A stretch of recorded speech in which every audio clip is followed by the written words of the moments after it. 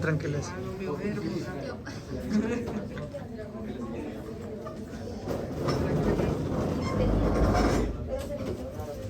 Bueno, dale, día más hace el favor, por favor. Dios me le pague. Hoy es primero. Ah, por eso, dice trabajo final, entonces ¿cómo así?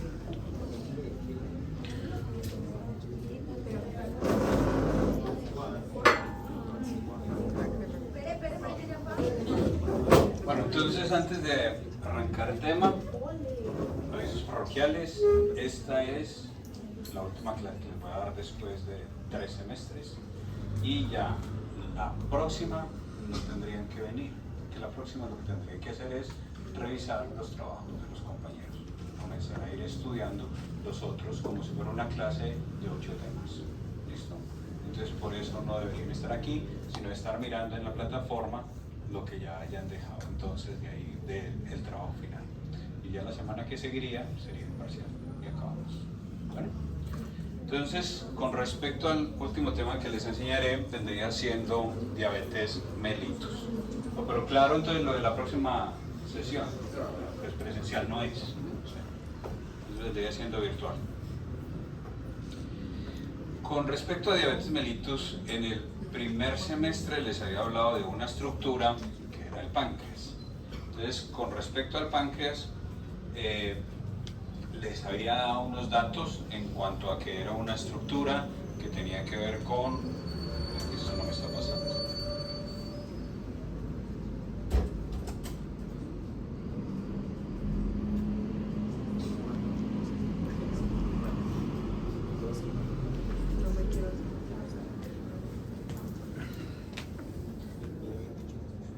En primer semestre les hablé entonces que el páncreas era una estructura que cumplía una función que era exocrina. Y exocrina, si recuerdan cuando estábamos estudiando para endocrino, es cuando una glándula produce una sustancia y la secreta y cerquita. Entonces lo exocrino que produce el páncreas tiene que ver con la digestión. Esa es una parte. Y existen un grupo de células especiales del páncreas que tienen que ver con una función endocrina.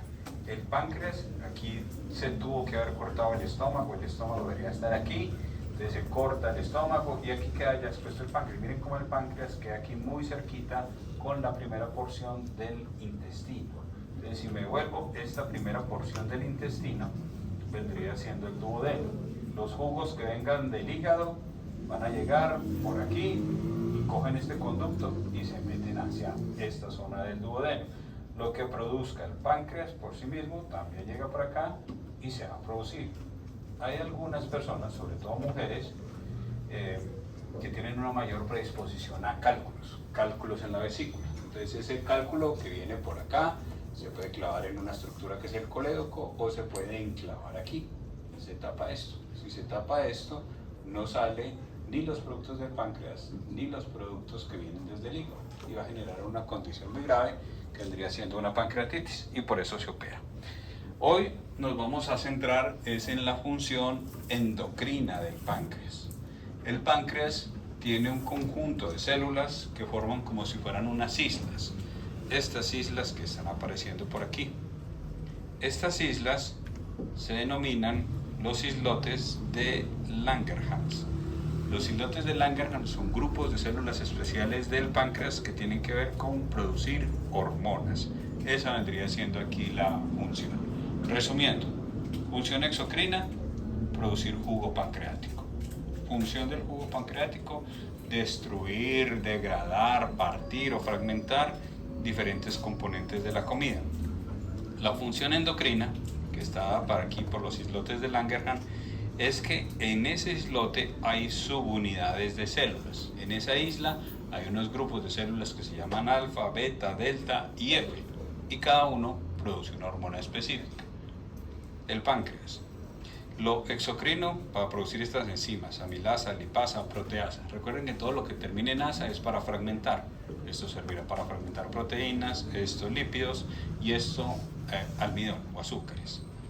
Y todas estas vendrían siendo sustancias, hormonas que se producen por los diferentes tipos de células. El glucagón, la somatostatina, el polipéptido pancreático y para efectos de esta clase, insulina, que es lo que más nos interesa.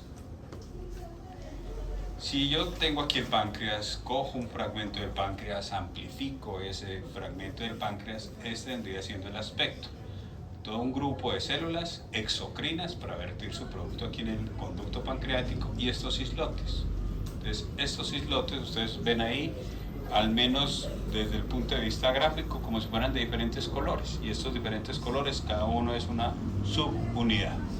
Si yo cojo cada una de estas subunidades, pues entonces aquí tengo las que son más abundantes, son estas que están aquí en morado, de la subunidad beta. Es decir, las células beta del islote pancreático van a producir esta sustancia, insulina. Las que están en verde no son tantas, son las células alfa y van a producir una hormona que se llama glucagón. Y las células delta, que siguen siendo aún más poquitas, van a producir somatostatina. ¿Cómo se descubrió eso? Pues se hacen inmunohistoquímica, se tiñen de una forma especial y así fue como se fueron descubriendo las diferentes subtipos. Resumiendo, los componentes del islote. Alfa libera glucagón.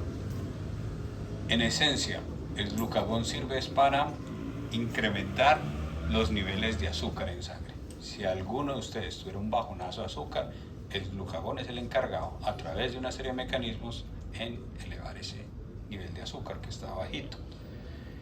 Las células beta tienen que ver, este es como el protagonista de hoy, con producir esta sustancia, insulina, que es una hormona que se encarga de regular el nivel de glucosa. Ustedes ingieren glucosa, liberan insulina, porque la glucosa no puede entrar sola hacia la célula, necesita insulina.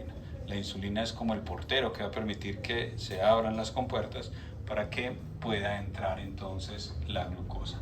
Recuerden que las células necesitan glucosa y necesitan oxígeno, pero así ustedes consuman toda la glucosa que quieran, eso no va a entrar. Ayer, 31 de octubre, boleo dulce, todo lo que ustedes quieran, ¿eso es glucosa? No, eso es azúcar. Y el azúcar es glucosa más fructosa, es doble, es dual. Y la glucosa más fructosa usualmente es, si uno lo consumiera, por ejemplo, antes de que hicieran las modificaciones, eso era miti-miti, 50-50. 50, o en la naturaleza lo encuentra uno, 50% glucosa, 50% fructosa. Pero normalmente en la industria alimentaria hacen un pequeño cambio, y el pequeño cambio es dejar 55% fructosa y 45% glucosa, y ya veremos qué impacto tiene eso. Pero cuando uno consume glucosa, eleva y hace un pico de insulina. ¿Dónde podríamos encontrar glucosa? En casi todos los sustratos lo podemos sacar. Se pueden sacar de los lípidos, se puede sacar de los carbohidratos, se pueden sacar de las proteínas. O sea, de ahí todos podemos obtener diferentes fuentes de energía. Y la célula la utiliza. Cuando ingerimos glucosa, el cuerpo utiliza más o menos el 80% y el 20% lo guarda en reserva. Esa reserva la manda al hígado, la puede guardar una parte en el músculo y lo que sobre pues quedará entonces ahí guardado en el hígado. Células delta es una como que regula las dos previas, ¿sí? Como que regula glucagón y somatostatina, como que hace un balance entre ellas dos. Y del polipéptido pancreático pues no vamos a hablar. Aquí estaría entonces una microfotografía de un islote de Langerhans y lo que ustedes vean en mayor cantidad en color vendría siendo células beta. Lo que sea ahí como de segundo lugar vendría siendo células alfa. Ingieren ustedes cualquier tipo de comida, piensen en lo que hayan consumido ahorita al almuerzo o lo que hayan consumido al desayuno. Eso va a pasar bolo, quimo, está en el estómago y cuando está pasando por aquí ya por el duodeno va a llegar bilis, va a llegar jugo pancreático y el cuerpo comienza a partir las grasas, comienza a partir las proteínas, comienza a partir los carbohidratos para poder a través de diferentes mecanismos metabólicos poder sacar nutrientes. El intestino delgado, primer semestre, tiene unas vellosidades, esas vellosidades permiten atrapar la comida y de ahí la voy a ir transportando hacia el hígado para que el hígado pueda cumplir con todos sus procesos metabólicos. ¿Qué sucede entonces con esta glucosa? La glucosa es la fuente de energía más importante del ser humano. Hay algunos tejidos que pueden utilizar grasas y que pueden utilizar proteínas como fuente de energía, pero en general la gran mayoría van a estar utilizando por acá los carbohidratos. Cerebro y eritrocitos única y exclusivamente pueden utilizar glucosa, ¿sí? Si no hay glucosa, el cerebro se tuesta, ¿sí? No es capaz de funcionar y se cae. Si cae por debajo de los niveles normales, ustedes ven, pero hay pacientes diabéticos, pero ustedes tienen una compañera, ¿sí? Si se le baja mucho el azúcar, cae como un pollo. Eso es una neuroglucopenia, ¿sí? Porque el cerebro no tiene otra forma, o sea, y así le colocaran un dulce aquí en la boca, no tiene la insulina para poder funcionar. Tiene que tener insulina y tiene que tener glucosa para poder funcionar y para que esa insulina pueda ser absorbida. Ellos dos son los únicos que utilizan solamente glucosa. Lo que sobre lo voy a guardar como esta reserva. Este es el ahorro, glucógeno. ¿Dónde puedo guardar glucógeno? 1, en el músculo y 2, en el hígado. El hígado vendría siendo como un banco ahí para poder guardar ese exceso de azúcar. Si yo necesito azúcar, voy al hígado, le digo como si el hígado fuera Neki, le digo hágame una transferencia y él coge esto y lo vuelve esto y les transfiere entonces dinero de glucosa. Eso es a través de este proceso, glucogenólisis, coger el glucógeno y fragmentarlo. Eso ocurre pues, cuando hay bajonazos de azúcar. ¿Dónde puedo yo también obtener glucosa? La puedo obtener de otras cosas que no sean carbohidratos. La puedo obtener del piruvato, la puedo obtener de aminoácidos, de grasas o sea, es decir, que la puedo obtener de otras fuentes que no sean exclusivamente carbohidratos. La gluconeo, generar nuevamente glucosa a partir de otros sustratos, me permite a mí mantener los niveles de glucosa normales, por ejemplo, en periodos de hambre o en periodos de ejercicio intenso. El ser humano está muy bien diseñado para aguantar el hambre. O sea, ustedes dicen 7 de la mañana se levantan y no desayunaron y están haciendo una laraca que al mediodía no han comido nada, pero en la noche, si se acuestan a las 7 bien cansados y se levantan al otro día porque estuvieron trasnochados a las 10, pasaron más de 12 horas y no les ha pasado nada, no se murieron, ¿sí? Ni tampoco se levantan mal. O sea, el cuerpo tiene la forma de sustentar esa parte de los periodos de hambre o de ayuno y el ejercicio intenso. Fácilmente podría aguantar un mes sin comer, o sea, sin beber ahí sí ya es otra cosa, líquido sí es otra cosa, pero sin comida el cuerpo va utilizando recursos. Película ya para cuando estén desocupados, La Zona de Interés.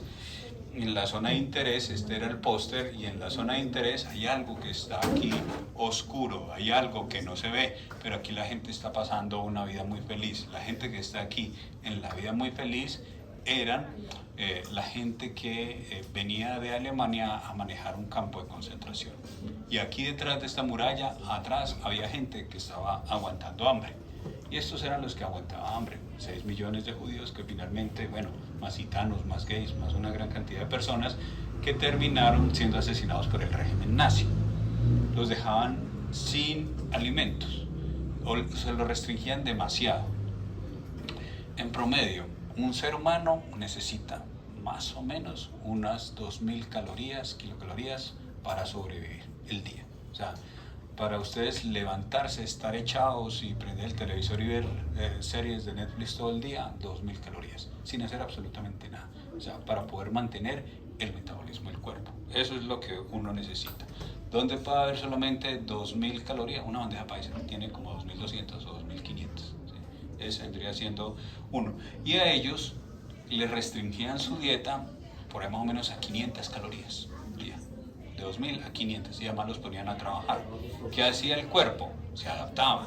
Entonces comenzó a utilizar las reservas del músculo, comenzó del glucógeno muscular, comenzó a sacar lo que hubiera almacenado en el hígado, en glucógeno, comenzó a utilizar la grasa. Y después de que se acabó la grasa, pues vamos por el músculo, coger proteínas musculares y a partir de ahí fabricar glucosa a través de nuevas rutas, hasta que el cuerpo aguantara. Pero muchos de ellos tuvieron meses y meses con muy poquiticas cosas.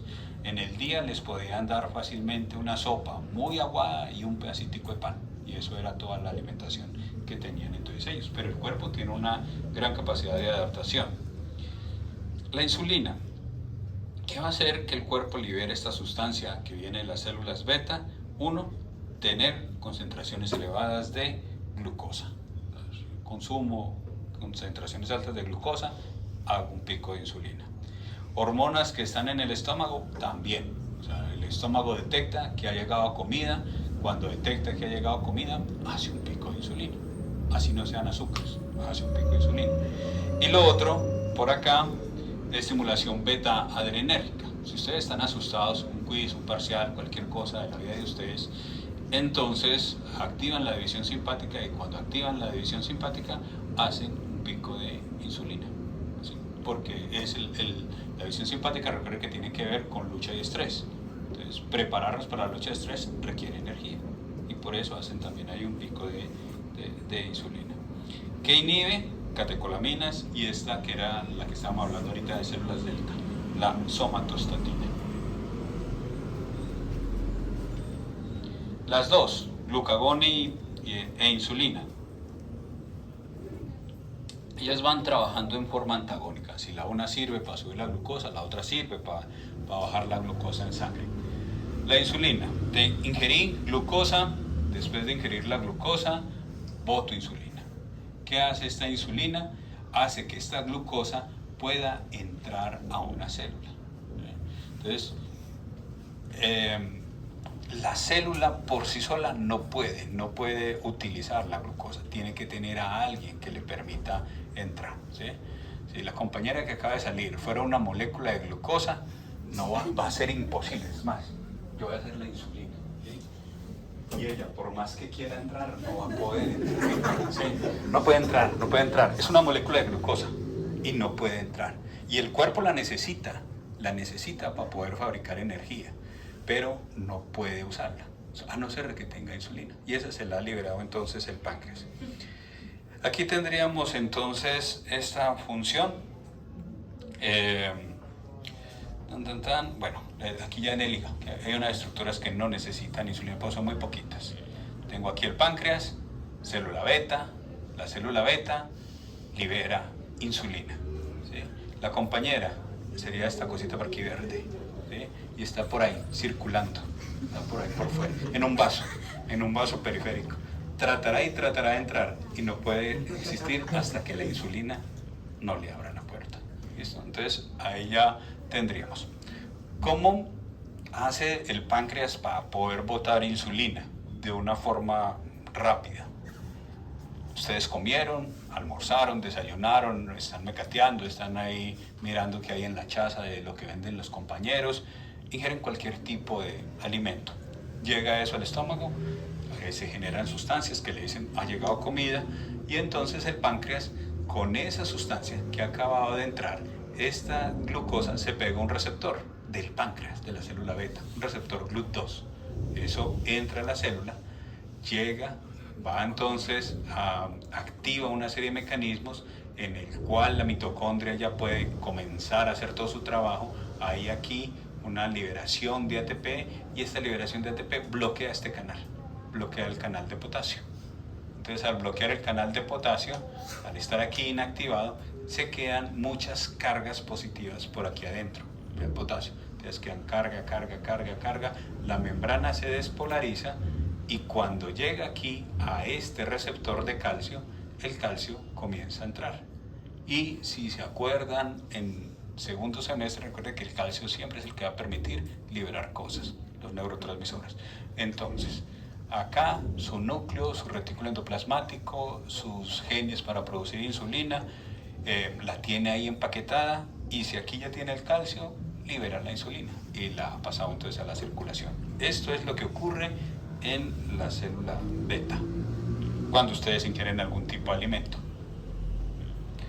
Su compañera estaría entonces por aquí tratando de entrar, ¿sí?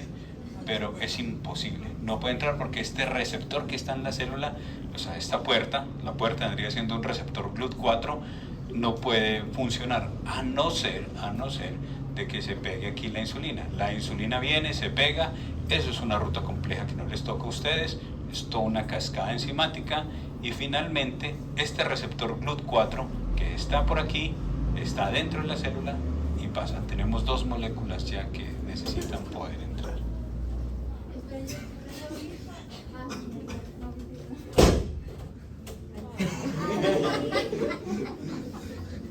Acá tendríamos entonces la insulina cuando entra.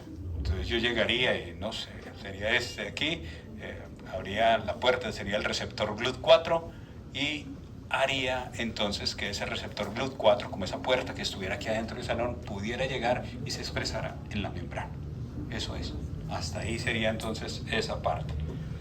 Y ya puedo utilizar la insulina. La insulina, ustedes ven aquí el punto, es una llave, tiene 3 targets, 3 puntos objetivos: el tejido adiposo, el tejido muscular y el tejido hepático. ¿Qué hace la insulina? En el músculo permite que entre glucosa al músculo para que el músculo pueda funcionar. Por eso es que aumenta cuando hay una hiperactividad simpática, porque en la hiperactividad simpática yo necesito glucosa para que el músculo pueda funcionar. Aumenta la síntesis de glucógeno muscular, o sea que el músculo tiene ahí su reservita, y aumenta la síntesis de proteínas. Alguien quiere ganar más masa muscular a través del ejercicio, necesita consumir glucosa para poder aumentar la masa. Tenemos acá, en el hígado lo que va a hacer es aumentar la reserva, el glucógeno. Aumenta el glucógeno y observen aquí donde va apareciendo el problema. Lo que no quede guardado como glucógeno, el hígado tiene hasta un tope de guardar glucógeno. Y ya cuando no es capaz de guardar más glucógeno, lo que sobre lo guarda como grasa, hace lipogénesis. Y ese ahí es donde viene el cuide del asunto. Él llega a un punto, satura su forma de glucógeno y después lo guarda como grasa. Ya tenemos 2 aquí. Y en el tejido graso, que eso no sirve solamente para guardar grasa, funciona como una parte también neuroendocrina, aumenta la utilización de glucosa por ellos y aumenta aquí otra vez. Aumenta guardar grasas, aumenta la producción de lípidos. Ya tenemos entonces el efecto de la insulina, que actúa entonces ahí como una llave que va a permitir funcionar en cada una de estas 3 estructuras. Una llave que permite la entrada. Resumen: ingieren alimentos, aumenta la glucosa, 2 moléculas de glucosa que están por ahí por fuera. ¿Sí? Se estimula la célula beta, receptor GLUT2, inhibidor del potasio, apertura del canal de calcio, liberación de insulina. Sale la insulina, 3 grupos objetivos: hígado, músculo y grasa. En el hígado guardo glucógeno, aumento la síntesis de proteínas y aumento la formación de grasas, de triglicéridos. En el músculo, y dice aquí, disminuir catabolismo, o sea, es impedir que se pierdan cosas. En el músculo aumenta el transporte de aminoácidos y aumenta la síntesis de proteína. Y en la grasa aumenta el almacenamiento de triacilglicerol, triacilglicerol, triglicéridos. Entonces aquí ya tendríamos cómo a través de estas partes yo voy a terminar disminuyendo la glucosa en sangre, porque la estoy utilizando aquí en estas 3 cosas, y si es mucha, pues termino formando grasa. Y eso con cada pico de insulina. La insulina es una hormona que es anabólica, es decir, permite crear cosas y evita que se destruyan cosas. ¿Quién se le contrapone? Glucagón. Entonces el glucagón, que es por las células alfa, no han comido, tienen mucha hambre, entonces no tienen plata, son foráneos, a sus papás todavía no le han pagado, entonces lo que hace el cuerpo es utilizar sus propios recursos. Dice, hay una disminución de la glucosa, estimula las células alfa, aumento la secreción de glucagón y va al hígado y pide la transferencia. ¿Tiene usted glucógeno? Pártalo, fragméntelo y saque glucosa a la circulación y aumente la glucosa en sangre. ¿Listo?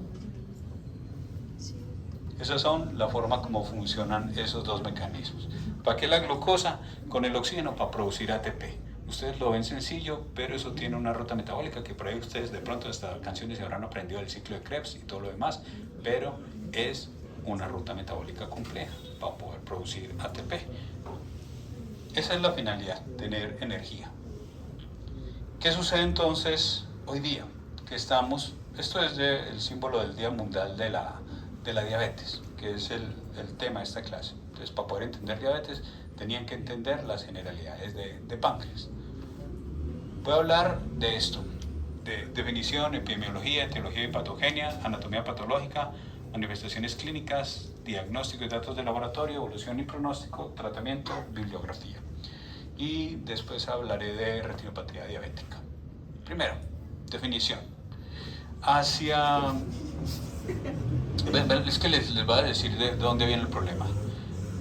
Primera Guerra Mundial, el consumo de azúcar de las personas por día no pasaba de 15 gramos. No pasaba de 15 gramos. 15 gramos por día. ¿Eso es cuánto? Eso es una cucharada sopera rasa. ¿Sí? Eso era. Hoy, barato, por poquito, 76 gramos se está consumiendo. Y cada vez se ha ido duplicando. Digamos, como por decir, o sea, en los 40 la tasa de diabetes era 50 millones y después en los 80 se triplicó, 150 millones y después 450, se salvó, ¿sí? Porque le abrió, ¿no? Pero, ¿sí? Sería de ahí 450 millones. Entonces cada vez se ha ido triplicando y triplicando cada vez más la cantidad de personas que tienen diabetes y que tienen esta parte que vendría siendo obesidad. Entonces vamos primero por acá con la definición. Es una enfermedad crónica. Crónica es que eso no aparece de un momento a otro. Bueno, de pronto con diabetes tipo 1, pero la diabetes tipo 2 es una enfermedad crónica y aparece cuando el páncreas o no produce insulina o el cuerpo no es capaz de utilizarla bien. Esa vendría siendo la definición macro.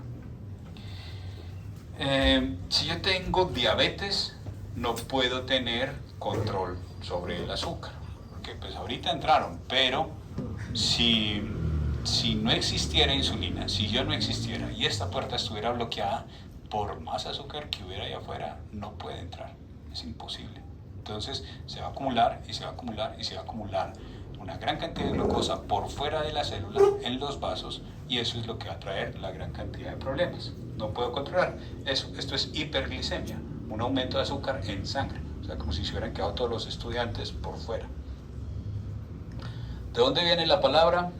De este verbo, diabaino, y diabaino, que es del griego, significa ir a través de o pasar a través de, y con un sufijo que decía instrumento para pasar a través de.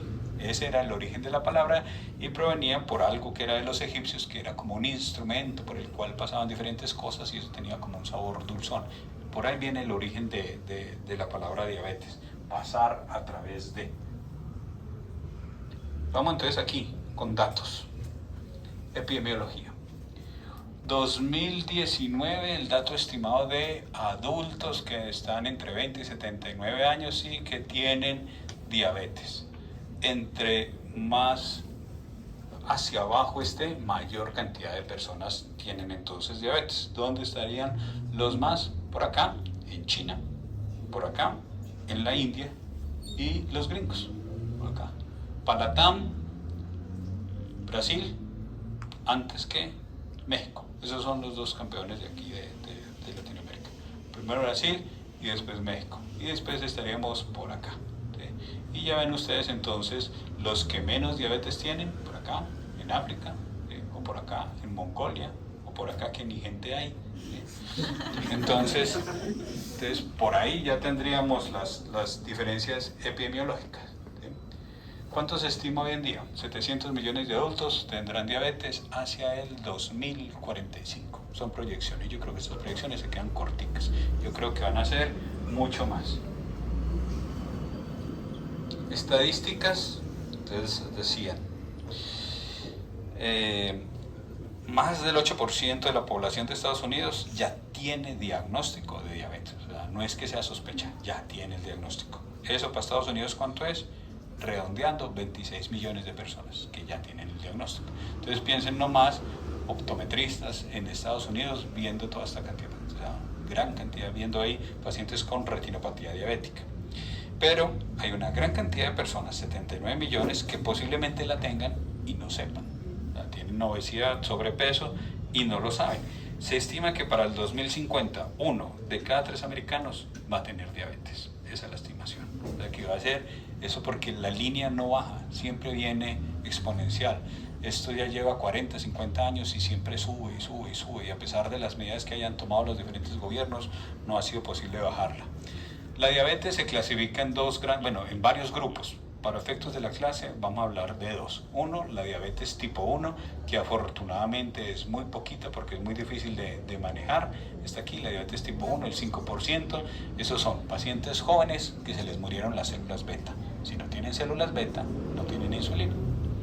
Y la gran mayoría de los diabéticos están por acá, en diabetes tipo 2, son el 90 o el 95%.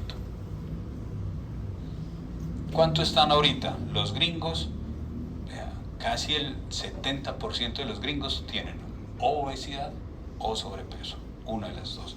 Y ahí el problema en dónde está, en la dieta. Cuando comenzaron en los 80s a mirar el problema, que era lo que decían, vea, estamos mirando, se está muriendo más la gente está más obesa, vamos a mirar entonces las autopsias que tienen placas de grasa en el corazón. Entonces, ¿qué salieron las recomendaciones de la Asociación del Corazón? Hay que satanizar a las grasas. Y ahí fue donde comenzaron todo lo que iba en contra del colesterol y que coma bajo en grasas y todo lo demás y que consuma margarinas vegetales. Pero si usted le quita las grasas a la comida, eso sabe muy maluco. ¿Sí? Entonces, eso es como un cartón. ¿Qué hicieron? Las industrias alimentarias comenzaron a endulzar más los alimentos. Y lo comenzaron a endulzar con glucosa y con fructosa. Hacia los 70s, unos japoneses descubrieron que había una enzima que era capaz de partir el almidón del maíz. El maíz es un almidón y tiene mucha glucosa. Entonces, con esa enzima, los japoneses descubrieron que eran capaces de transformar esa glucosa a fructosa. Y de ahí se creó el jarabe de maíz alto en fructosa. ¿Qué pasa con el jarabe de maíz alto en fructosa? Que es casi imposible uno salvarse de él. Si ustedes van a un supermercado, el 80% de las cosas que ustedes vean tienen jarabe de maíz alto en fructosa. Mejor dicho, lo único que no tiene será el Sanpig y el Fab, pero el resto todo tiene jarabe de maíz alto en fructosa. ¿Sí? Porque todo por algo muy simple con la industria de alimentos. Uno, es más barato.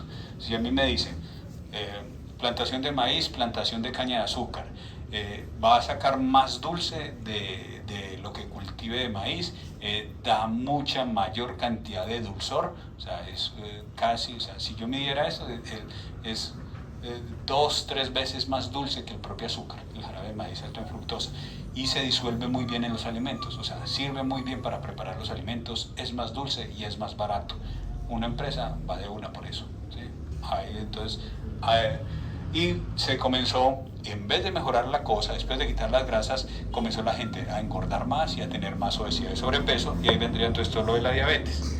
Aquí donde está, ranking de países con mayor número de diabéticos, China. Uno se imaginaría a los chinos flaquitos, delgaditos, que están ahí nomás haciendo karate y que están ahí comiendo arroz y ramen y ya no sé, una cosa que no tienen ahí nada más, pero son los más obesos. ¿Desde cuándo? Desde que les ingresaron dietas altas en jarabe de maíz alta en fructosa y en azúcar. Después la India, Pakistán, Estados Unidos y para nuestra región, pues Brasil y después México. Si ustedes van o han ido a México, van a ver que la obesidad es una cosa rampante. O sea, por donde uno mire, no es que sea gordito, gordo con todas las ganas. O sea, tanque, sí, toman coca, sí, toman coca la lata, sí, en forma, ¿sí? Y si van en la zona donde es de más turismo, Cancún y todo eso, tractomula, retanque son, ¿sí? Evolución del número de muertes por diabetes. Entonces, mire, aquí íbamos como aquí, de pronto aquí hubo un bajonazo, aquí va, ustedes ya saben qué pasa aquí, 2020, no tenemos datos, y 2021, ¡pum!, se trepó, 6.7. ¿Sí? Entonces, cada vez la tendencia es así, ¿sí? La tendencia entonces de muertes. Porcentaje de adultos, ya estamos por acá, en Colombia. ¿Sí? La tendencia, solamente para arriba, no hay más. ¿Sí? Y eso que los datos hasta donde había era hasta el 2010. ¿Sí? Entonces el porcentaje, aquí vamos en más o menos como un 14-16% de adultos colombianos, y sobre todo aquí, mujeres que estaban con obesidad. Esta es de la encuesta nacional de salud alimentaria. Y aquí tendríamos las tendencias y miren lo preocupante aquí para nosotros. Como aquí, hombres por quinquenios, 2005, 2010, 2015. Veamos los hombres cómo saltaron de 39 a 45 a 52, siempre para arriba. El número de personas con exceso de peso, ¿sí? Cada vez más y más. Y si vamos con las mujeres, peor aún. Vean cómo pegaron el brinco las mujeres. 49, 52, 59, pasando más. O sea que para nuestro país, quien tiene mayor sobrepeso y obesidad son las mujeres, ¿sí? Porque ellas tienen también un problema con el manejo de hormonas que complica mucho más toda esta parte del metabolismo. Entonces, ahí va, les había dicho por etnia. ¿Dónde habría más obesidad? Afrodescendientes, 57,4. Por aquí indígenas, 51,4. Sin pertenencia étnica, 56,6%. Vamos a mirar aquí. Ahí los invito. Escaneen el código y háganse ustedes mismos y déjense en el resultado para ustedes, ¿sí? El resultado los va a llevar entonces a una página que es una calculadora de índice de masa corporal. El índice de masa corporal es un cálculo en el cual ustedes colocan su talla y colocan su peso en kilogramos. Talla en centímetros. Si lo piden centímetros o piden metros, no me acuerdo. ¿Metros? Entonces póngale 1 punto, no sé, 1 punto lo que mida, 1.65. Y en pesos lo pone en kilos. Más o menos. Estime. 50 le está pagando usted. No, 60 se lo cree. Sí, bueno, 50, ¿sí? ¿Qué? Sí, ahí les va a arrojar un resultado. Algunos les dará 22, algunos les dará 25, algunos les dará 27, algunos les dará 30, y ahí podrían ir entonces cada uno de ustedes. 25. Si les da 25 y de ahí para arriba, ya están en sobrepeso. ¿Sí? Quedarían ahí. En sobrepeso. ¿Sí? Si están ahí, ahí vamos al punto. ¿Sí? La clasificación dice, si usted tiene un índice de masa corporal por debajo de 25, se consideraría normal. Que sea entre 18 a 25 es normal. Si está por debajo de 18, tiene bajo peso. Si ya está entre 25 y 30, ¿sí? Ahí ya comienza a ir otras clasificaciones.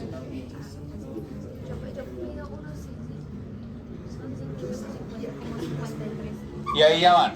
Y ya se pueden mirar entonces a ver cuántos podrían tener o un índice de masa corporal normal, otros cuántos tienen una parte ya de sobrepeso y otra parte cuántos estarían en obesidad. Y yo los he visto, yo los he hecho ustedes el seguimiento, ya llevo más de 10 años enseñando en esta carrera y veo como muchos se van enchochando así tan con el paso de los años y pasan a clínica y ya, ¿sí? ¿Sí? Así con el paso de los años. ¿Qué ha ido ocurriendo? ¿Qué ha ido pasando antes y ahora? Que eran las preguntas que les hacía entonces con hipertensión a Pablo en cuanto a lo de la dieta, es que hay diferentes cambios. Entonces, por ejemplo, antes había temporadas de lluvia y sol estables, se sabía cuándo cultivar y cosechar, ahorita hay inundaciones, ha aumentado el precio de los alimentos, hay desastres naturales, antes había agua más limpia, ahorita hay minería, todo lo demás, habían más campesinos cultivando, ahora ya no tanto, hay cambios en la inclusión laboral de la mujer, hay cambios en cuántas personas ya no trabajan en el campo y el número de hijos ha ido disminuyendo, ¿sí? La tendencia ahorita es que ni hijos, ¿sí? Gatos y perros, ¿sí? O sea, antes se hacían subsidios, ahorita ya no. Antes los municipios producían algunas cosas, ahorita ya no. Los espacios de la cocina eran más amplios, ahorita son más pequeños. Antes se cocinaba en familia, se procuraba hacer la comida, ahorita se podría pedir mucho por fuera de la casa. Una gran cantidad de factores a los cuales ya no le puedo echar una sola cosa la culpa para decir qué es lo que ha pasado. Datos de la encuesta, abuelo de pájaro, ¿sí? Estos datos de la encuesta no se los va a preguntar, pero es para que entiendan qué es lo que está pasando con diabetes. Estamos aquí con niños de 5 a 12 años, cuando ellos están con crecimiento continuo, están consolidando los gustos, están consolidando los hábitos, se están comenzando a adaptar a la alimentación que van a tener de adulto, ¿sí? ¿Qué pasó? Comenzaron a tener exceso de peso, pasaron de 18.8 en el 2010 a 24.4 en el 2015, y eso fue hace ya 9 años, o sea que esto está mucho más alto, ¿sí? porque falta la nueva encuesta. 7 de cada 100 menores presentaba desnutrición, esto era más de los indígenas, y de aquí ya se estaba hablando tiempo excesivo de pantallas, mucho sedentarismo, mucha televisión, mucho videojuego, poca actividad, ¿sí? Y entonces toda una serie de factores que hacen que vayan aumentando esto. Adolescentes. 1 de cada 5 adolescentes presenta exceso de peso. Y eso es lo que podríamos marcar así a vuelo de pájaro, simplemente como mirando con ojo de índice de masa corporal, cuánto podría tener aquí. Más o menos este salón sería así. 1 de cada 5 tendría exceso de peso. Y 8 de cada 10 permanecen más de 2 horas frente a una pantalla. ¿Será que ustedes hacen esto? Están más de 2 horas frente a una pantalla. ¿Sí o no? Se tienen fe, se tienen fe. Y aquí vamos, con los que ya sacaron cédula, de 18 a 64. 1 de cada 3 tiene sobrepeso. O sea, de los adultos. O sea, 1 de cada 3 tiene sobrepeso. O sea, que ese índice está por encima de 25. Y 1 de cada 5 ya está obeso. Tiene aquí. Entonces, eso ha ido incrementando. Es más frecuente en mujeres, como vieron ustedes, ¿sí?, que en los hombres. Y aquí. La mitad de los adultos colombianos realiza 150 minutos semanales de actividad física moderada. Bueno, ya mirarán ustedes cuánto hacen de actividad física. ¿Qué ha ido cambiando? Alimentación. La pregunta entonces de Pablo, ¿sí? ¿De qué se alimentan entonces nuestros niños? Una de las grandes paradojas es que comer saludable es costoso. Es costoso. No debería ser costoso, pero es costoso. Es mucho más barato alimentar con cosas que no son sanas. O sea, alimentar con pan y con gaseosa sale más barato que ir a comprar fruta, verdura, carne, es mucho más costoso. Entonces, esto es un problema, porque las gaseosas y los alimentos ultraprocesados, pues finalmente salen más barato, ¿sí? Y viene un juego por aquí con la industria alimentaria. Les voy a mostrar fotos muy privadas, por favor, les pido prudencia, ¿sí? O sea, no vayan a publicar estas fotos, son mías, es muy personal, he ganado plata con esto, pero, vamos aquí. Este soy yo, esto es real, ¿sí? O sea, real es la muerte, ¿sí?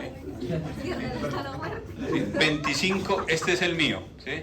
Índice de masa corporal, estoy aquí entre su merced y mi señora, ¿sí? Entre un peso normal y entre estar en sobrepeso, ¿sí? Si yo mirara únicamente índice de masa corporal, pues bueno, diría, no, estoy ahí bien, o sea, no me paso, pero el problema está acá, ¿sí? Esto fue hecho con bimpedanciometría. Se mide uno, circunferencia de la cintura, eso tiene una técnica, y este era para cuando me hice estos parámetros. Circunferencia de la cintura, 96. ¿Cuánto tengo de grasa visceral? No este gordo, ¿sí? No el gordo de aquí afuera, el gordo interno, el gordo que está en la grasa, que está pegada entonces a las vísceras. Tengo 3.8 litros de grasa pegada aquí. ¿Y por qué aparecía entonces el profesor Goloso? Porque yo sé dónde me gané esa grasa visceral, ¿sí? Y me la gané cuando terminé la carrera y comencé el rural. ¿Por qué? Porque era el único médico que existía a 50 kilómetros a la redonda entre Antioquia y Caldas, y entonces estaba en un pueblo y era el Dios. ¿Sí? O sea, no había nada más. O sea, era el único médico. O sea, entiendan lo que es para un campesino. Es la única persona que tiene conocimientos de salud, que puede atender un parto, que puede suturar una herida, que puede manejar las complicaciones. Entonces, cuando yo estaba ahí, la señora que me alimentaba a un Dios, ¿sí? Entonces, sí. Y ahí iba, ¿sí? ¿Y qué tengo? Tengo un rayón, que eso es culpa de mi mamá, yo la quiero mucho, pero mi mamá me metió un rayón que es, usted lo tiene que comer todo, ¿sí? Se lo tiene que comer todo, ¿sí? Entonces, yo tengo dos problemas. Era uno, que como la universidad me quedaba lejos, entonces el ir y volver de la universidad, me tocaba comer a lo que fuera, entonces rápido, y comérmelo todo. O sea, comer rápido y comer todo. O sea, quedé con voluntad de puta, porque si yo voy comiendo, yo tengo ahí como, uy, no, pues es que sobre ese pedacito, tal cosa, ¿sí? Y es más, todavía hoy, si yo salgo a comer con mi mamá, a mí me toca es pedir lo que sea más chiquito, porque 100 de las veces, 100 de 100, ella llega tan y me va a tirar el sobradito. ¿Sí? Entonces, y de lo que ella coma, voy a terminar comiendo de ahí. ¿Sí? Entonces, pero esos son hábitos que uno va cogiendo de los padres. O sea, mi mamá, o sea, si yo hay comida, así yo esté lleno, el rayón, le decía a uno, cómelo todo, ¿sí? Porque no puede, porque no hay que dar comida, porque los niños del África no tienen, bueno, alguna cosa. ¿Sí? Y entonces, vea, les cuento el desayuno. ¿Sí? El desayuno era chocolate, pan, queso, papas fritas, normal fritas en aceite, pollito, chocolate y pronto calentado de frijoles. El almuerzo era sopa, y en la sopa iba una pechuga de pollo, y en el seco iban arroz, frijoles, no poquito arroz, frijoles, y en el seco iba otra pechuga de pollo, ¿sí? Más aguacate, ¿sí? Y en la noche frijoles, leche y aguacate, sí, claro. En un mes, alimentado por doña Anita, subí 5 kilos. En un mes, ¿sí? Y entonces, ¿sí? Yo sé cuándo me gané esto, y ha sido muy, muy difícil poderlo ir bajando. Entonces, tengo esta cantidad de grasa, y el problema de esta cantidad de grasa es que esto se comporta como una parte neuroendocrina y es factor de riesgo cardiovascular. Si yo de hecho ya me las he aplicado, escalas de riesgo cardiovascular, el riesgo mío, al menos a 10 años, con los laboratorios que tengo, es como de 3.2% de tener un evento cardiovascular grave. O sea que de aquí a 10 años, o me infarte o me dé un derrame, a no ser que cambie, ¿sí? A no ser de que cambien las cosas, pero yo sé cuál es el riesgo mío. Y aquí viene la parte. Entonces vean, esto es lo que tengo de grasa, y esta es la distribución mía en cuanto a músculo, ¿sí? Entonces, en cuanto a músculo de brazo derecho, pues ahí como entre su merced mi señora, me falta más del brazo izquierdo, y estoy muy paila en músculos del torso, en músculos de espalda, ¿sí? Estoy aquí bajito. En miembros inferiores, pues bien, estoy en rangos normales. Entonces vean que no es solamente el índice de masa corporal, sino cómo se distribuye, qué tanto es, porque una persona le podría dar un índice de masa corporal muy alto, pero podría ser un fisicoculturista, que todo es solo músculo, ¿sí? Entonces ahí es donde viene. Entonces no se dejen engañar tampoco por eso. Hay que hacer unos cálculos con diferentes variables. ¿Cuánto tengo de grasa visceral? ¿Cuánto vendría siendo la parte? Entonces no se dejen ir engañando solamente por el índice de masa corporal. ¿Que orienta? Sí, orienta, pero hay que tener en cuenta una serie de factores. 62 millones de personas viven con diabetes 2. Eso ha ido aumentando. En Colombia, 3 de cada 100 ya tienen diabetes mellitus. Quinta causa de muerte. Y por aquí, con ustedes, primera causa de ceguera. Ya tendríamos. Primera causa de amputaciones. Primera causa de daño del riñón y de insuficiencia renal y de tener que estar pegado a una máquina de diálisis. Y además, uno de los factores más importantes para infarto agudo de miocardio. ¿Sí? ¿Y quiénes son? Las que están teniendo más obesidad, sobrepeso, mujeres. ¿Sí? Y ahí es donde va a ir entonces cada vez más el riesgo. 90% de los casos de diabetes se consideran pues que la persona hay algo, que podría tener algo de tendencia genética, pero el problema está, como vieron ahí en el OnlyFans, por tragar, ¿sí? De ahí es donde viene. Y el problema tiene que ver también mucho con lo que están fabricadas las cosas. Aquí está. Todos tendríamos, entre ingesta y gasto, la gente a veces dice, no, es que hay que hacer conteo de calorías, eso nunca ha funcionado. ¿Sí? Hay estudios que dicen, el 99% de cualquier dieta que esté basada con contar calorías, cuántas calorías ingiero, cuántas calorías gasto, ninguna funciona. O sea, no se peguen de contar calorías de esa parte de ahí. Hay que mirar nutrición, actividad física, la edad. La menopausia sí que les pega duro a las mujeres. La menopausia hace que la mujer cambie su metabolismo a acumular más grasa. Y lo van a ver ustedes en sus madres. Y las madres que sean por ahí, que están muy preocupadas, muy fit y tal cosa, van a ver que apenas lleguen la menopausia, se trepan y se trepan. Pero es que yo sigo haciendo ejercicio y no bajo ni un gramo, se trepan. ¿sí? Cambios hormonales. El patrón de sueño también tiene que ver, enfermedades mentales, el estrés, la pobreza, ambientes obesogénicos. Ustedes viven en ambientes obesogénicos, o sea, la juventud es un ambiente obesogénico. ¿Por qué? Porque toda reunión es para comer y no creo que a comer brócoli, ¿sí? O sea, ustedes cuando van, hacen fiestas de colores, que traigan mecato amarillo, traigan mecato rojo, traigan mecato verde, ¿sí? Entonces ustedes viven en un ambiente, o sea, la parte social es complicada, ¿sí? Sí. No creo que es ahí tampoco, vamos a reír, vamos a tomar té chai, no, o sea... Sí. ¿Qué hay para hacer? ¿Sí? La microbiota, factores prenatales, disruptores endocrinos, una gran cantidad de cosas que tienen que ver y por eso uno no lo puede ver así como un solo tipo. La diabetes tipo 1, que afortunadamente le digo, son los casos de diabetes primaria, pero lo que yo no sé porque le murió la célula beta.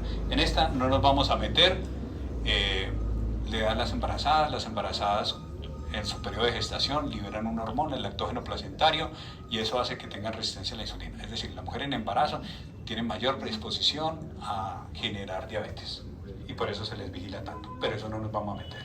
¿Qué ha pasado? Etiología y patogenia. Les mostré células del páncreas y cómo entre células alfa y células beta con insulina y glucagón están regulando los factores para poder manejar esta carga de glucosa. ¿Por qué se da esta hiperglicemia? O porque la célula beta no funciona, o porque la insulina, a pesar de que exista, las células son resistentes a su uso. Miremos por ejemplo aquí, resistencia. Si ustedes están apenas tomando trago, las primeras veces, uy no, qué maluco tal cosa, pero si toman mucho trago, cada vez se van adaptando. Van haciendo resistencia, cada vez se van adaptando. Si ustedes van consumiendo cargas de azúcar más altas, el cuerpo hace resistencia a la insulina. La insulina ya no le va a funcionar igual.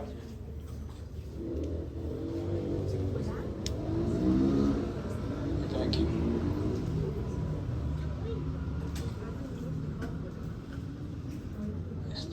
Aquí. Diabetes tipo 1. ¿Cómo lo podrán leer también? Insulino dependiente, que son los que necesitan insulina, no tienen otra opción, ¿sí? Necesitan insulina. La diabetes tipo 2, no insulino dependiente, pues no depende estrictamente de insulina. La tipo 1 generalmente aparece en jóvenes. La tipo 2 es más de la persona adulta. El tipo 1 no es gordo, por el contrario es flaco, ¿sí? Y el tipo 2 sí es gordo en su gran mayoría. Y la más frecuente vendría siendo entonces por aquí, la tipo 2. Nos vamos a meter por aquí con anticuerpos, pero sí con este pedacito. Aquí hay una deficiencia severa de la célula beta porque no funciona y aquí pues, la deficiencia es variable. Entonces, en la tipo 1, ¿qué ocurre? Enfermedades autoinmunes. Una persona le dio una gripa, tuvo un episodio crítico en su vida y los linfocitos T reconocen a las células beta como enemigos y las matan. Se queda sin células beta. Si no tiene células beta, no tiene insulina. Y de ahí ya no hay otra opción sino darle insulina. Permítame aquí. Diabetes tipo 2 es la más frecuente. Ha ido aumentando. ¿Sí? Entonces tendríamos aquí la prevalencia. Ha ido cada vez en aumento en Estados Unidos y ha ido muy de la mano con el aumento de la obesidad. Estos indígenas, los indígenas Pima de México. Los indígenas Pima de México resulta que eran unas personas que no tenían obesidad o tenían muy poca obesidad, pero cuando hubo la separación entre México y Estados Unidos después de las guerras, hubo un grupo Pima que quedó para México y otro grupo Pima que quedó hacia Estados Unidos. Los que quedaron hacia Estados Unidos tuvieron un fenómeno que vendría siendo la coca-colización. Comenzaron a consumir una dieta más americana. Y esa dieta que era mucho más americana terminó impactando. ¿Qué ha ido pasando entonces con los indígenas Pima? Por aquí estaría, los gringos dejaron de cultivar, dejaron de hacer actividades del campo, 40% de lo que consumían de calorías venían de la grasa, de la dieta americana y de carbohidratos y jarabe de maíz alto en fructosa, y hoy en día son la población que más diabetes tiene. 1 de cada 2 PIMA es diabético. Ni siquiera es decir solamente que obesidad y de pronto resistencia, no, ya tiene diabetes. 1 de cada 2 hasta los 35 años. Este cambio de obesidad y todo, del metabolismo, es impresionante. O sea, hay casos de aquí ya en nuestro país, cosas que no se veían. Adolescentes de 15 años con 2 infartos. O sea, obviamente hay otros factores, pero eso no se veía entonces antes. Niños con obesidad. Si ustedes van a un colegio y miran entonces la tabla nutricional, ustedes ven que ya hay mucha obesidad y mucho sobrepeso, estando chiquitos. Los de México pesan menos, ingieren la mitad de los PIMA de Estados Unidos y siguen trabajando entonces ahí la parte del campo. ¿Cómo quedaron los de Estados Unidos? Con obesidad, y 1 de cada 2 ahí tendría entonces su obesidad. Eso es lo que se denomina la Coca-Colización. ¿Qué sucede con esta bebida? Que rica, sí, a mí me gusta, pero el hecho de que me guste no me quita el conocimiento de que es mala. ¿Por qué? Porque está muy bien hecha, ¿sí? Muy bien hecha. Y cuando hablo de muy bien hecha es con inteligencia para consumirla más, ¿sí? Alegría, ¿qué tendríamos? Aquí, Coca-Cola, esta acá. Léame entonces, por favor, los ingredientes, no calorías, no vamos a mirar calorías. Léame los ingredientes de una Coca-Cola normal. ¿Qué dice? ¿Qué tiene?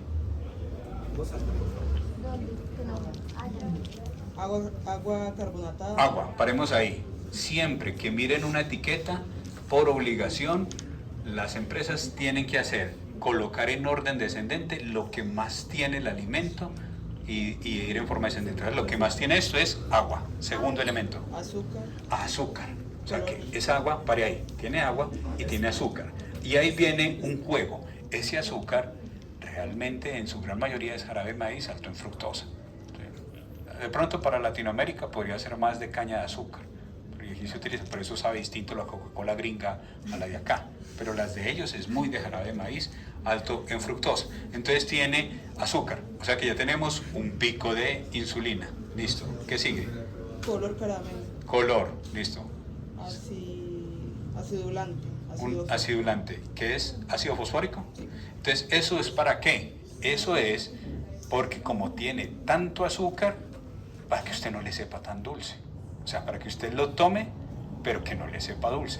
Y eso no es lo mismo para todas las Coca-Colas. Es distinta la Coca-Cola de 2 litros, es distinta la Coca-Cola de lata, es distinta la Coca-Cola de dispensador. ¿Cuál es la que más carga de azúcar tiene? La de cine, la de dispensador. Ese es casi que jarabe de maíz ahí como diluido con un poquito de caramelo. Pero la que más azúcar tiene es la del cine. Y ya les explico el porqué. ¿Qué más tiene? Saborizantes. Vegetales, cafeína. Sí, cafeína. Edulcorantes. Entonces, pare ahí, cafeína. La cafeína, ustedes saben que si toman café le dan ganas de orinar, entonces genera micción. Tiene también otra parte que es con sal, y entonces eso le va a generar también una sensación de sed. Entonces usted tiene sed porque está ingiriendo sal, tiene sed porque está perdiendo líquidos y tiene algo que le sabe rico y le gusta, ¿sí? Entonces por eso está tan bien hecha. O sea, está hecha para que usted consuma. Y si está en el cine, eso viene con crispetas que están bien saladas, ¿sí? ¿Para qué? Para que la ingiera más, ¿sí? Y no una gaseosita, esos se ven los teteros de cine, o sea, ¿sí? ¿Y qué más tiene? El edulcorante. Y ahí, o sea, sucralosa, o sea, no bastando con que el segundo elemento era azúcar, el último es sucralosa, o sea, más azúcar, ¿sí? Más sensación y más pico de insulina. Si yo tengo más pico de insulina, y recuerdan las acciones de insulina, aumentar grasa, en la producción de grasa, aumentar grasa aquí, ya los tenemos aquí, ¿sí? Entonces, primer mensaje, para cuando tengan hijos, o si ya los tienen, sáquenlos de las gaseosas, ¿sí? Sáquenlos de las gaseosas. Si quieren ingerir una gaseosa de vez en cuando, eso no tiene ningún problema. O sea, tomarse una gaseosa el fin de semana por allá no tiene problema. Pero si ustedes son de vamos a desayunar Coca-Cola, vamos a almorzar Coca-Cola, vamos por una Coca-Cola y 2000 de pan y salchichón, o sea, eso sí es malo. Pero por allá, que se den un gustico de vez en cuando, no hay problema, ¿sí? Pero que sea la constancia, repetir y repetir, ahí sí, la verde.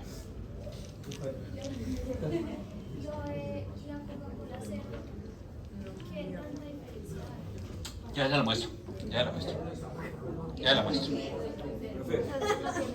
Ya voy para allá, permítame un momentico. ¿Sí? Téngamela ahí un momentico. ¿Qué ha hecho entonces la diabetes tipo 2? A medida que la persona va engordando, va haciendo resistencia a la insulina. Es decir, la insulina que produce las células del cuerpo ya no responden bien. Y cada vez van a necesitar más insulina, más insulina. Y cada vez que necesita más insulina, las células entonces sienten hambre porque no les está entrando glucosa. Y entonces voy a tener una gran cantidad de azúcar por fuera, la célula va a estar hambriada y la insulina hace que se produzca un ambiente en el cual voy a guardar grasa. Y ya entienden entonces a través de toda esa cadena por qué se va a ir generando obesidad. ¿Qué hay también asociado a diabetes tipo 2? Hipertensión, los ancianos, enfermedad cardiovascular, todo lo demás. ¿Sí? Vamos aquí con Homerito, ¿sí? Que está entonces gordito.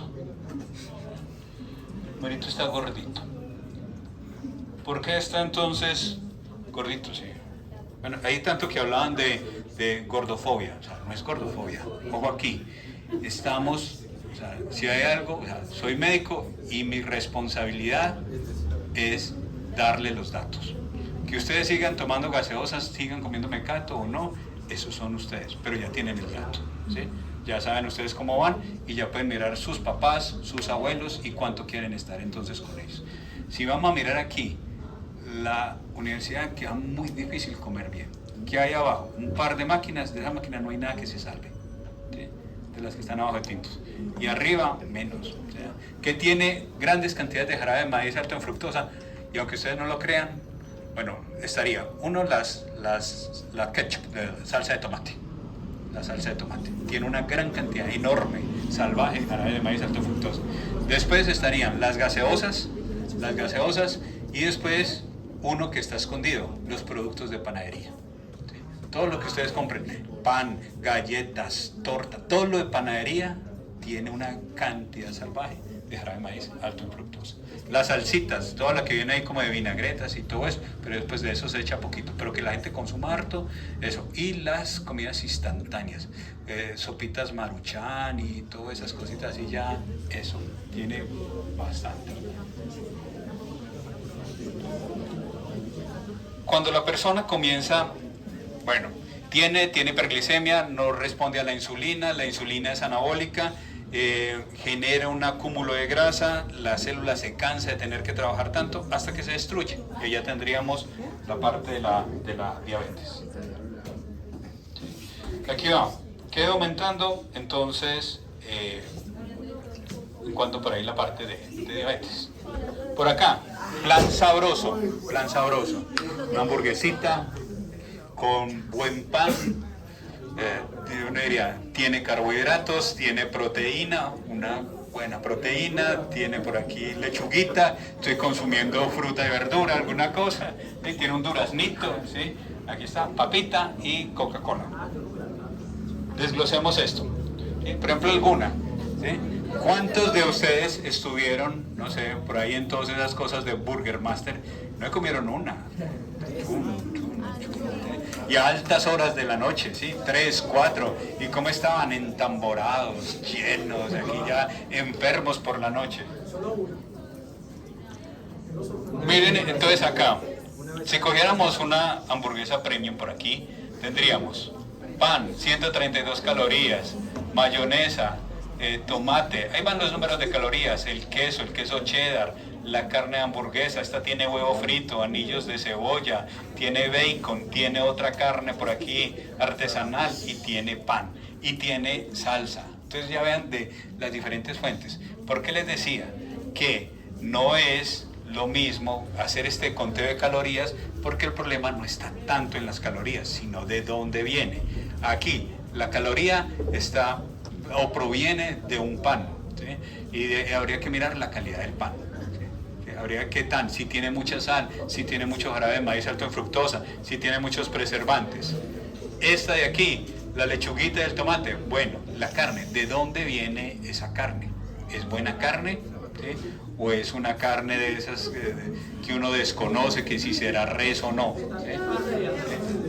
¿Sí? un perro o alguna cosa que está ahí, las salsas. ¿Sí?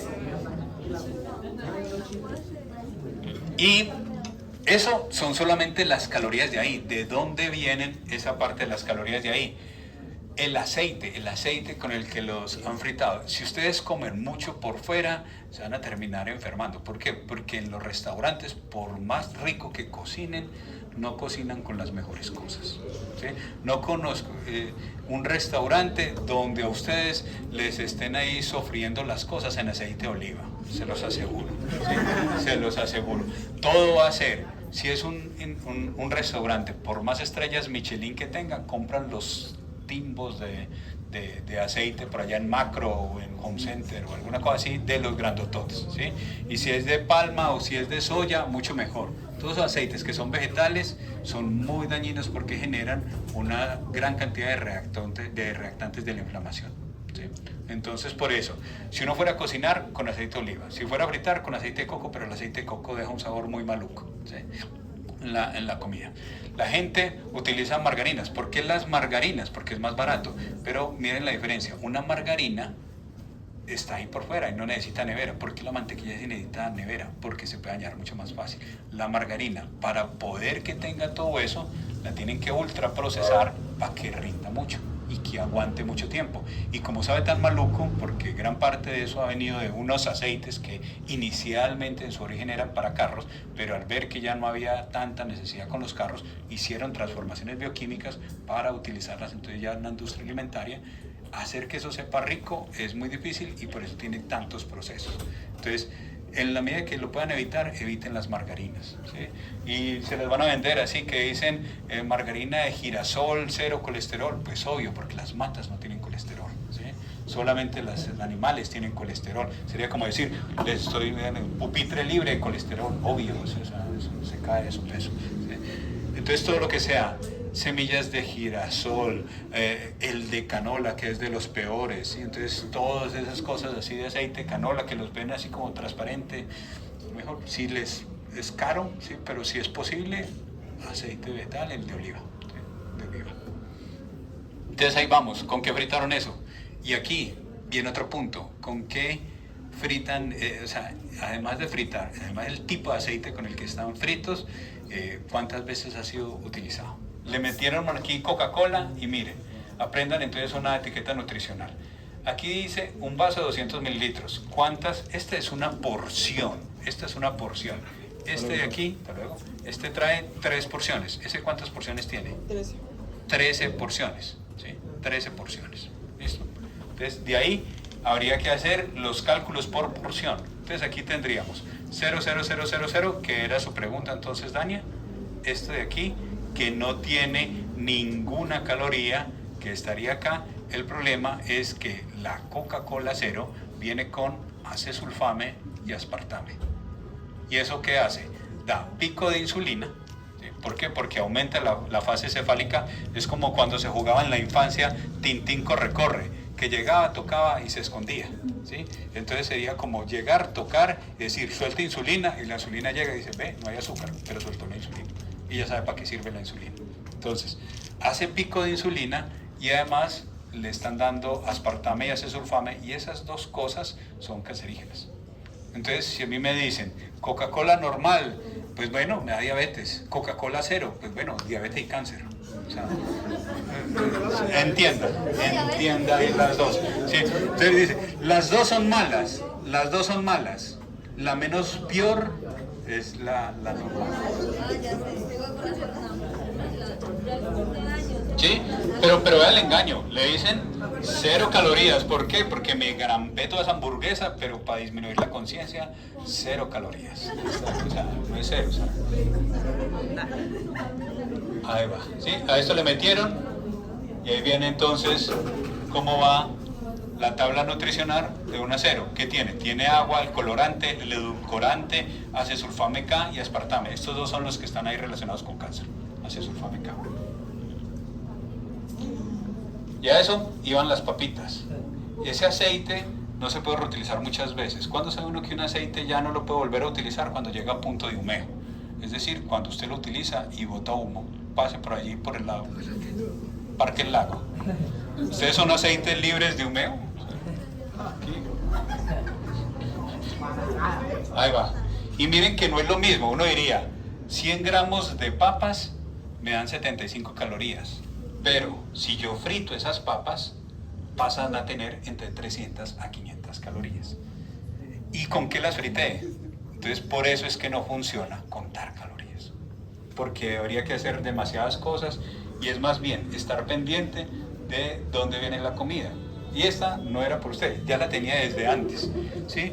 Voy a darle a mis hijos algo bien nutritivo, que le aumente las defensas, un yogurcito que sea rico, y además es chiquito, eso no debe ni engordar, ¿sí? Entonces tendríamos tamaño por porción, 1, calorías, 90 kilocalorías, y voy a mirar de dónde vienen estas kilocalorías. Las calorías yo las puedo obtener de la grasa, 1 gramo de grasa me da 9 kilocalorías, proteínas y carbohidratos me dan cada uno 4. Entonces aquí tiene 2 gramos de grasa. Entonces si yo multiplico 9 por 2, 18. Entonces de estas 90 calorías, 18 vendría siendo de la grasa. Voy aquí. Colesterol, un cunchito, nada del otro mundo. Sodio, observen aquí. Miren esto. Las tablas le dicen a uno cuánto le está suministrando de lo que uno necesita al día. Entonces me está suministrando el 3% de las grasas que necesito en el día, 5% de las grasas saturadas que necesito en el día, 2% del colesterol, el 1% de sodio. Y vamos aquí al punto. Carbohidratos, 16 gramos. ¿Sí? En una cosita así chiquitica de esto. ¿Cuántos son?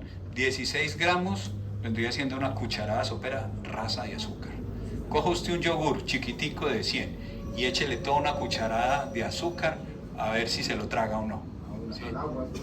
Trágueselo, trague así, a este poquitico, ¿sí? A este poquitico. Entonces, esto no. Si yo multiplico esto, 6 por 4, 24, 6 por 4 por 1, 4, 2, 6, 64. Entonces, aquí ya, la gran mayoría de carbohidratos están llegando es de azúcares, ¿sí? Y no de cualquier azúcar, de jarabe de maíz alto en fructosa, ¿sí? Entonces, ¿para qué algo tan chiquitico necesita tanto azúcar? Y aquí viene estas vitaminas, eso ni le paren bolas a las vitaminas, ¿sí? Son cositas mínimas que se necesitan aquí. Si quisiera hacerle algo más bien, le compraría un yogur griego natural y le pica frutica, ¿sí? Y que vaya ahí. Pero la frutica picada, no, o sea, porque los venden también saborizados. Y para poder saborizarlo, o sea, ahí tendrían entonces esta parte. Pero en este tarrito tan chiquitico, vean el problema. Si ustedes ven que algo está pasando más allá de 5 ingredientes, duden de eso. Eso está hablando de que es ultraprocesado. Y veamos entonces este frasquito. ¿Tiene leche entera? Lo primero que hay. O leche reconstituida. O sea, puede tener otro tipo de leche en los cuales van agregando ahí, como leche con agüita. O suero reconstituido. O sea, cualquiera de esos tres, ¿sí? Y después aquí, el azúcar, ¿sí? Como padre, si usted ve que para su hijo el segundo o el tercer ingrediente es azúcar, lo saca, ¿sí? No va. ¿Sí? Dulce de fresa, gelatina, colorante natural cochinilla, vitamina C, sulfato de zinc, un sabor artificial, un conservante que es el sorbato de potasio, un estabilizante que es la pectina, cultivos probióticos, cultivos lácticos y que contiene, o sea, ¿para qué tanto para algo tan chiquito? ¿Sí? Si es tan beneficioso. Entonces, ¿sí? Entonces es ultraprocesado con una carga gigantesca de azúcar y que el niño pues no lo necesita. Ahí está. ¿Cómo estaría entonces etiquetado? Con exceso de azúcares y exceso de grasas saturadas. Un JOX tiene 4 aditivos químicos, algunos de ellos pueden afectar la salud, el consumo habitual llevaría entonces a riesgo de obesidad por resistencia, por ir haciendo entonces resistencia. Miremos entonces acá, simplemente para que aprendan etiquetado nutricional. Este, que comieron en KFC. Este, quiere ser usted más saludable y toma agüita de manzana. Y esta porque es la nuestra. Sí. Y este porque es de frisbee. Y esto porque el pan es muy rico. ¿Sí? Bueno, entonces, lo que dicen de miel. Las mielcitas que dicen pollo con miel, ¿es miel o no es miel? ¿Qué es? Solamente diciendo el primero. ¿Sí? ¿Qué es? Es azúcar, o sea, eso es azúcar, nada más. Y no dicen la cantidad, ¿Qué más tiene? Azúcar, glucosa. O sea, tiene azúcar y otro azúcar. Van dos. ¿Y qué más tiene? Agua, acidulante, Aunque no sepa tan dulce. regulador de acidez, Listo. sabor idéntico al natural, Y fabricaber, una planta donde se procesa. listo. Y vamos entonces, el de KFC, ¿qué tiene? O sea, Ah, no, el de frisbee, ese era el de KFC. el de frisbee tiene azúcar, Azúcar, glucosa, glucosa, ¿cuántos azúcares? Sí. agua, miel de abejas, regulador de acidez, bicarbonato de sodio, acidulante, Sí. color caramelo, sabor artificial. Tantas cosas con un sobrecito. Eso tiene Tantas cosas con un sobrecito. Pero eso tiene bien. Sí. O sea, esto miel no es. O sea, es un boleo de azúcar. ¿Sí? Es azúcar. Listo. El agüita brisa, ¿qué tiene? Una brisa de manzana porque he comido mucha hamburguesa. ¿Qué tiene? Agua carbonatada, Agua carbonatada, primero. acidulante, ¿Sí? saborizantes, Saborizantes. conservantes, ¿Dice los saborizantes? No. sí, ¿Cuáles? sorbato de potasio, Sorbato de potasio. benzoato de sodio Sí, listo. y reguladores de la acidez. Reguladores de la acidez. ¿Tiene carbohidratos o no? Aquí. No. Entonces usted dice aquí que no tiene, pero no tiene aspartame ni acesulfame. Está buenas notas, profe. Está bien porque sabe. No, sí tiene. Tiene edulcorantes que es apartame y acesulfame. Y es más, ahí dice, contiene edulcorantes. ¿Sí? Entonces esta dice, tiene edulcorantes, tiene aspartame y acesulfame. Entonces, bueno, suavecito. Cáncer. ¿Sí? Cáncer y diabetes. Cáncer y diabetes. ¿Y ese que tiene? Agua carbonatada, Sí. azúcar, acidulante, ácido cítrico y ácido humano. Sabor idéntico al natural y natural. Y vamos entonces con The Champion, el pan. ¿Qué tiene el pan? Harina de trigo fortificada, Léalo entonces todo de una. ¿Qué tiene un pan? harina de trigo fortificada, agua, margarina, agua, sal, Es de las cosas que más sal tiene, si estamos hablando de hipertensión. Si hay algo que no debería consumir un hipertenso, pan. Siga. emulsificantes, conservantes, no sé qué de pH, saborizante, aroma idéntico al natural, antioxidantes, ¿qué es yo? No sé qué dice el otro. Color. Queso fresco, queso costeño, sal yodada, Azúcar. sal ligera, sal yodada y No, me aguanta. Me tocó con los de los pies. O sea, si ven los... y esto, la gente no lo cree. O sea, por ejemplo, el pan. O sea, dicen que el pan cuando se va a transformar en grasa. Ya entienden entonces de dónde viene. Miren las etiquetas nutricionales, miren de dónde vienen las calorías, si tiene una gran cantidad de azúcares añadidos de una forma gruesa, miren por porción y en porción si dice, más o menos para que se hagan una idea, 5 gramos son una cucharadita cafetera de tintera, rasita, 15 gramos es una cucharada sopera, raza. ¿Sí?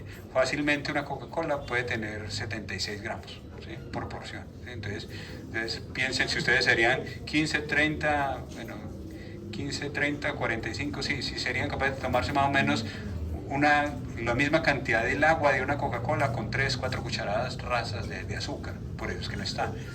Y la fructosa, ¿qué sucede con la fructosa? Es que, al menos si yo ingiero glucosa, la glucosa la utilizo y bueno, la puedo tener toda la parte del metabolismo. La fructosa, jarabe de maíz alta fructosa, se va al hígado y solo tiene una ruta, guardarse como grasa. Es lo único que tiene. ¿Qué va a hacer eso?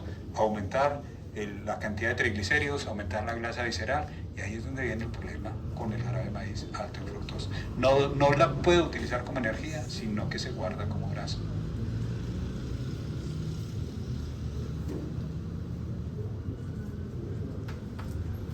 Bueno, entonces de ahí ya entienden de dónde viene toda esta dinámica y de por qué han surgido entonces toda la parte del etiquetado. Va a existir una campaña, al igual como existió con el cigarrillo. El cigarrillo por 40 años se decía, no da cáncer, ¿sí? No da cáncer hasta que dijeron sí da cáncer. O sea, lo mismo va a pasar aquí, ¿sí? La misma pelea aquí con los edulcorantes, casi que aquí no le pueden colocar precios altos a las gaseosas.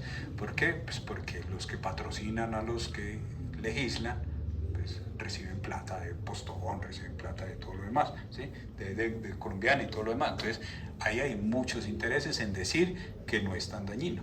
Entonces, pero desde el punto de vista metabólico es muy claro. La gente se está engordando más, la gente tiene más obesidad, la gente tiene más diabetes y se está muriendo de eso. ¿Sí? Vamos a hacer entonces un receso y ahorita continuamos.